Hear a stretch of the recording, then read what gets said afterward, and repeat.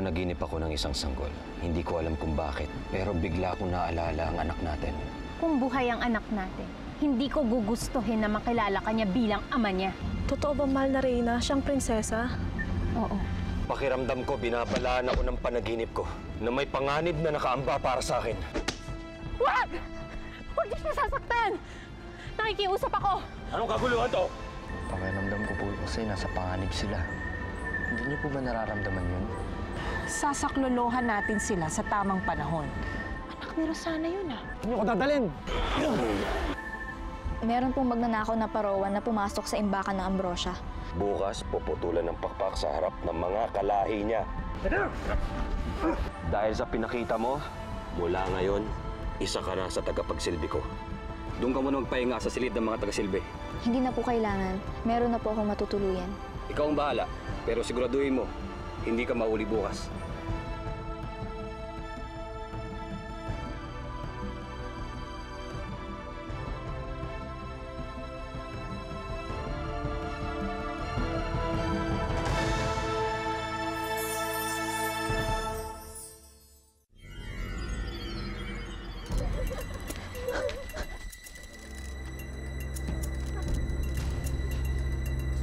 Sino kayo?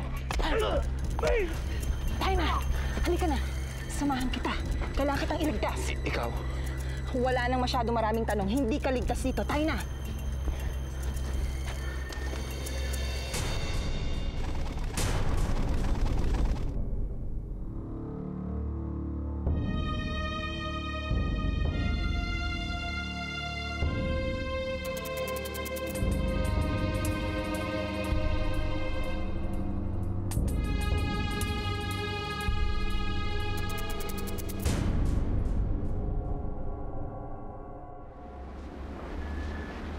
Rasul!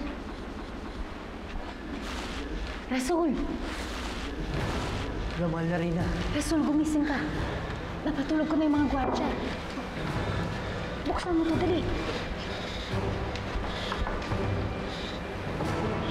Dalian mo. Halika na, dali. Sino naman may gusto magnakaw ng kwintas na to? Yan na ba sinasabi ko eh? Hindi kaya napasok tayo ng grupo ni Dahlia? Upang iligtas si Aurora?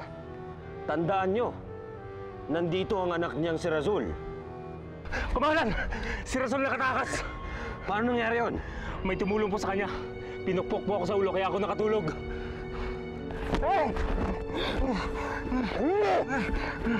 Alinsin nyo sa harap ko to! Si Dahlia at si Rasul, nandito sila. Hanapin nyo sila! Dalhin nyo sa akin si Aurora! Hindi dapat nila makuha si Aurora! Ano bang hinintay nyo? Bilis!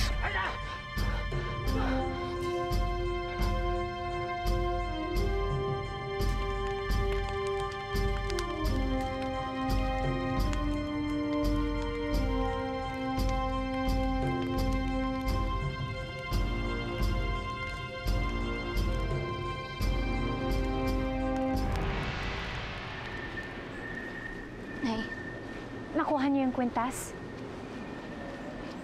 meron pong biglang pumasok na mga gamowa eh. Sigurado po ako, mas mahihirapan na tayong kumilos ngayon. Dahil alam ko, mas lalong pababantayan ni Haring Ado ng kwintas. Pero Nay, ang mahalaga po ngayon, isa na po akong tagapagsilbi sa loob. Hahanap na lang po ako ng magandang tiyempo sa susunod. Pero mag-iingat ka, anak. Delikado yung ginagawa mo. Pero Nay, wala na po tayong ibang paraan para makuha yung kwintas. Ang sabi din po ni Aling Dahlia, handa niyo daw po itaya ang buhay niyo para lang sa mga Parowa. Ganon din po ako. Handa akong suungin ng panganib makuha lang ang kwintas. Pero anak, kailangan mo pa rin mag-ingat. Mas importante ka pa rin kaysa sa kwintas.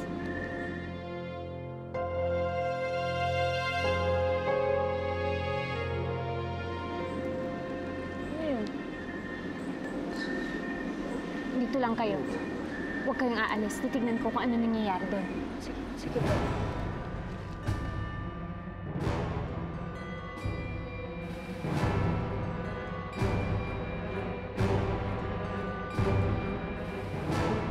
ako niligtas? Dahil gusto kitang ilayo sa kapahamakan. Di ba ikaw may dahilan kung bakit na-aksidente si Mami? Hindi ko kagustuhan ang nangyari sa nanay mo. Siya ang unang bumitiw sa akin. Gusto ko sana siyang tulungan pero huli na ang lahat. Ipagpatawad mo.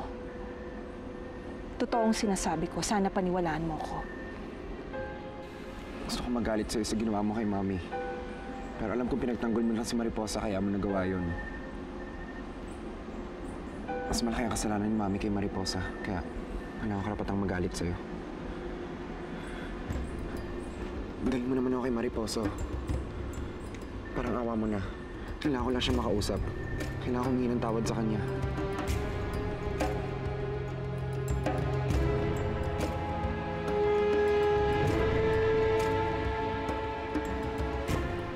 Tinatawag mo daw ako. Umamin ka na, Aurora. Si Dahlia nagpatakas kay Razul. At siya rin ang nagtangkang magnakaw ng kwintas na to. Bakit naman niya gagawin yun?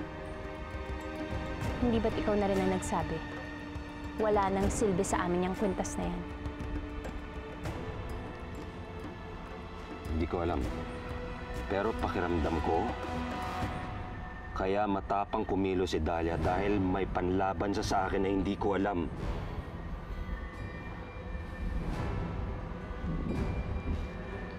Sigurado ka bang patay na ang anak natin?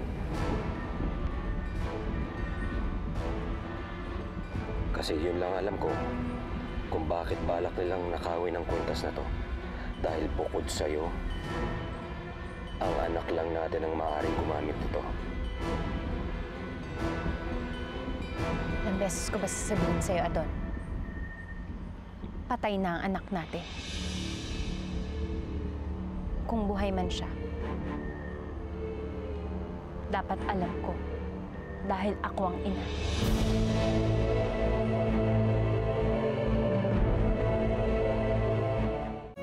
Kung nasaan man si Mariposa, hindi ka maaaring sumunod. Bakit? Asan ba siya? Sinasagip niya ngayon ang kanyang ina laban sa mga Gamowa. Hindi kita maintindihan. Ang mga Gamowa ang mortal na kaaway ng mga Parowa. Yung mga taong humabol sa iyo kanina. Bihag nila ang ina ni Mariposa. Sinasabi mo kayo nasa panganib si Mariposa? Oo, pero kaya niya ang sarili niya. Kasama niya ang anak kong si Razul. Mas lalong dapat ko siyang tulungan. Pero Pabayaan niyo akong tulungan siya. Ito na lang yung paraan para makabawi ako sa mga kasalanan ni Mami kay Mariposa eh. Parang awan niyo na. Nakikiusap ako. Oh, Prinsesa. Ang aga mo ngayon. Kailangan kasing maaga akong nandun eh. Ah, ganun ba? Sige, mag-ingat ka. Kaya na namin ni Inay dito. Si Aling Dahlia na lang kamustahin mo sa labas. Ay, oo nga pala. Naku, patay na naman ako dun. Lalagot na naman ako dun. Ang tigas kasi ng ulo mo eh. Kaya sigurado mag-aalala sa'yo yun.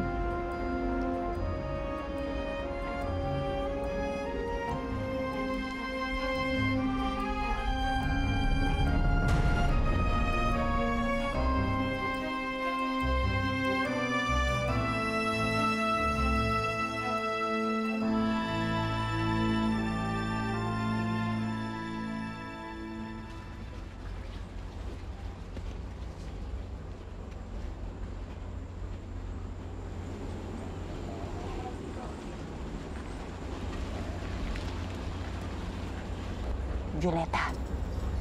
Dahlia. Nasaan ang mahal na Reyna? Nandun siya sa loob, kasama ng anak mo at ng prinsesa. Prinsesa?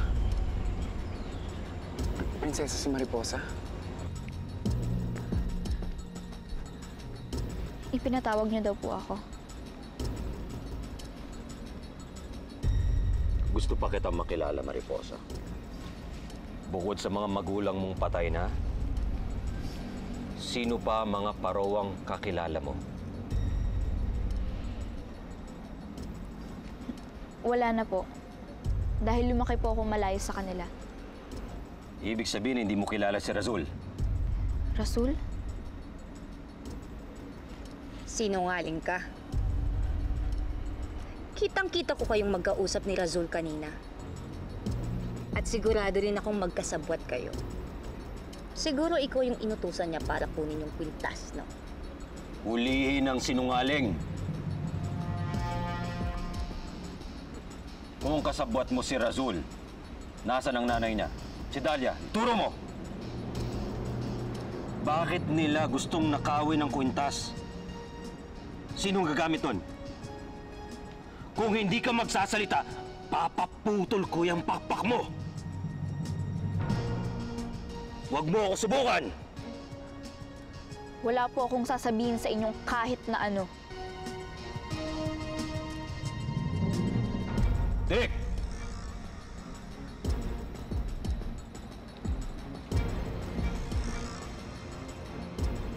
Putulan ng pakpak ang paruwang yan.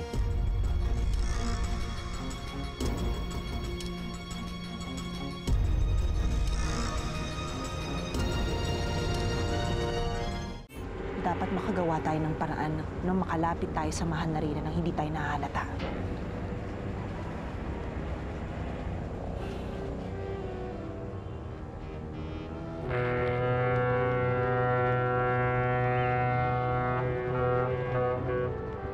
Itigil ang trabaho at magsibalik ang lahat. May puputulan ng pakpak.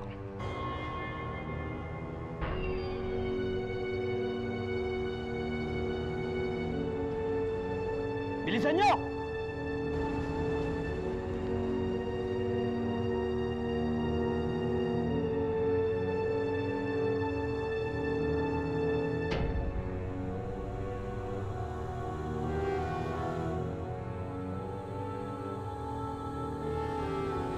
Sana hindi anak kong puputulan ng pakpak.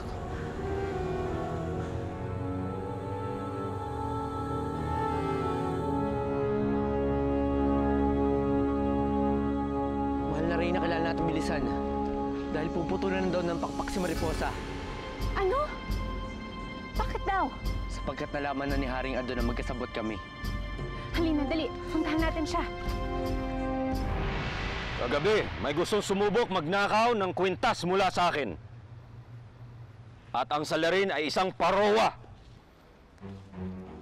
Nakasabwat ng anak ni Dalia.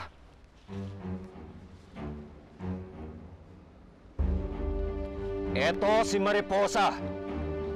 Isang ligaw na parowa. Na ngayon ay puputulan ng pakpak.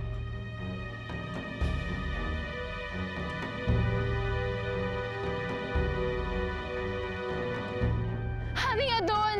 Nagmamakaawa po kami. Huwag niyo po siyang puputulan ng pakpak. Magsitigil kayo! Ano pong nangyari? Tamang hinala ko. May kaparusang nagaganap. Ang prinsesa. Si Mariposa, tulungan po natin. Wag! Napapahama ka lang. Pero Mariposa...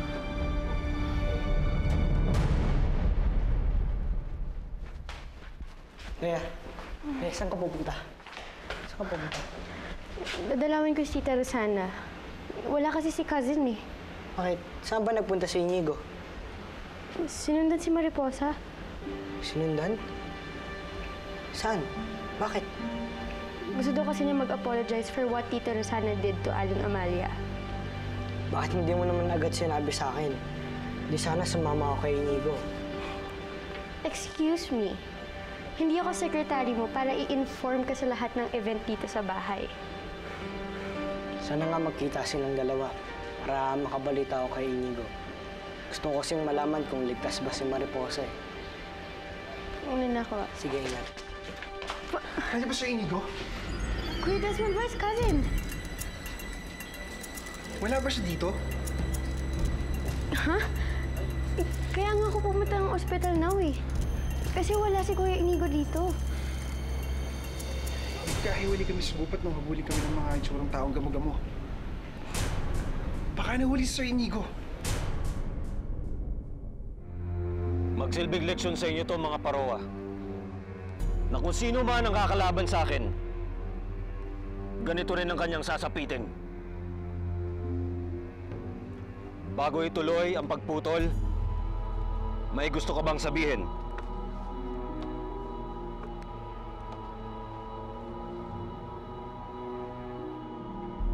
Ituloy ang pagputol, tinik!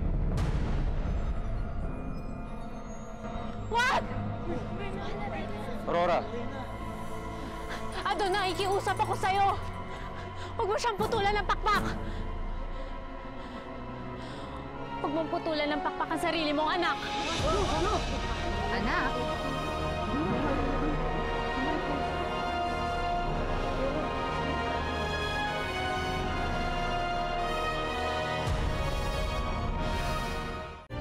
Si Mariposa. Siya si Prinsesa Aira. Ano? Siya ang anak natin dalawa. anong pinagsasabi mo, Aurora? Sabi mo, patay na ang anak natin! Sinabi ko lang sa iyo yun. Dahil ayoko makilala kanya bilang ama niya.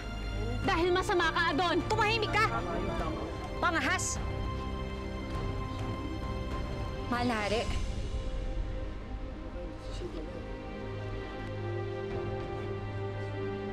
Umalis kayong lahat dito. Walang magaganap na pagpaparusa ngayon!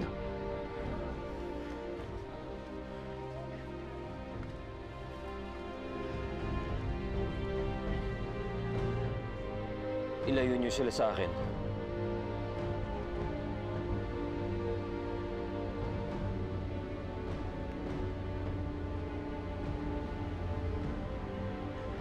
Ano na kung nangyayari, Aling Dahlia? Mabuti na lang hindi naparusahan ng mahal na prinsesa. Sana ligtas din ang aking anak. Kailangan ko siyang makita. Pero Aling Dahlia, nangako ko kayo sa akin, dadalhin niyo kay Mariposa eh.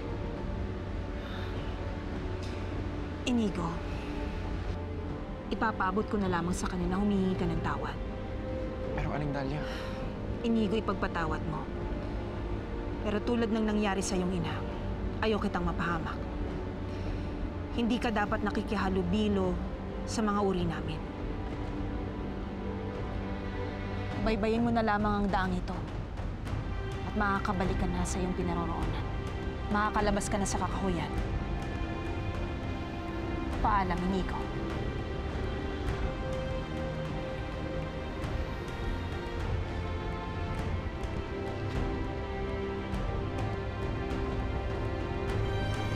Tayo namin.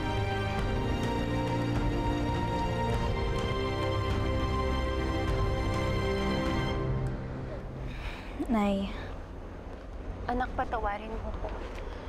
Hindi ko kasi alam kung paano ko sasabihin sa'yo na masamang nilalang ang ama mo. Huwag sana sumama ang loob mo sa akin. hindi naman po masama yung loob ko sa inyo eh.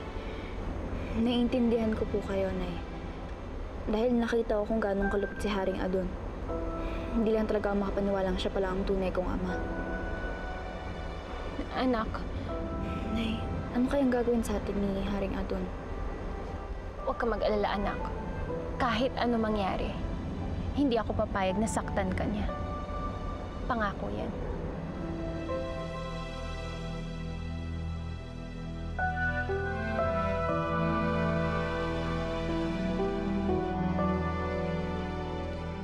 Prinsesa ko, ano na nangyari sa'yo? Huwag niyo lang sasaktan ng prinsesa ko. Isinusumpa ko, ako ang makakalaban niyo.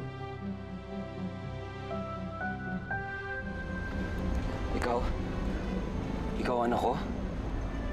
Mahal na hari, hindi tayo nakakasiguro sa sinasabi ni Aurora. Nagsinungaling na siya sa inyo noon tungkol sa kalagayan ng prinsesa. Papaano kung niloloko pa rin niya kayo ngayon? Adon, si Aira talaga ang anak natin. Ngayon, isang malaking pagkakamali kapag sinaktan mo siya, ang sarili mong anak.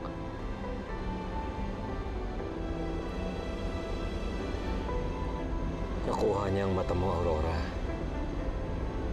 Ngayon nararamdaman kong anak ko nga siya. Hindi ko siya sasaktan. At ikaw na nagsinungaling sa akin, ibabalik kita sa kulungan. Kunin mo si Aurora. Adon, teka lang, anak! Hindi ka dapat nagsinungaling sa akin. Ngayon, hindi mo na makikita ang anak mo. Ira! Nay! Ira! Adon! Nay! Ira! Bitiwan niyo ako! Mahal na Reyna.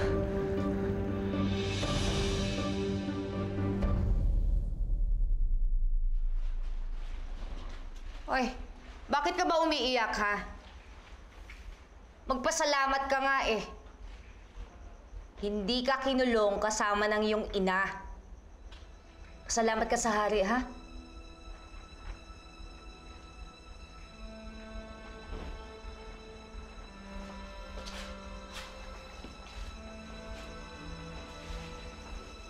Oh, hindi ka pa pala tumatahan. Anak. Ira. Mariposa. Ano bang gusto mong tawag ko sa'yo? Huwag kang magalit sa akin. Ang gusto ko lang makasama ka. Ang gusto ko lang mapakita ang buong lugar na to. Buong kaharian ko. Na ipamamana ko sa'yo bilang aking anak. Ayokong manahin ang kaharian mo. Lalong-lalo na yung kasamaan mo. Kahit kailan, hinding-hindi ko matatanggap na ikaw ang ama ko.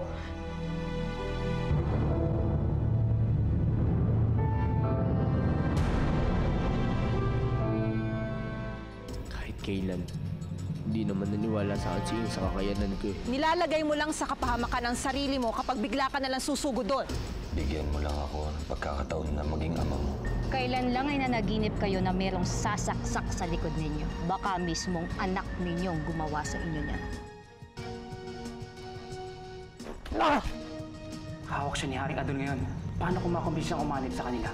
Hindi ba kayo ang bantay ng prinsesa? Anong ginagawa niyo dito? Mahal na prinsesa. Rasul?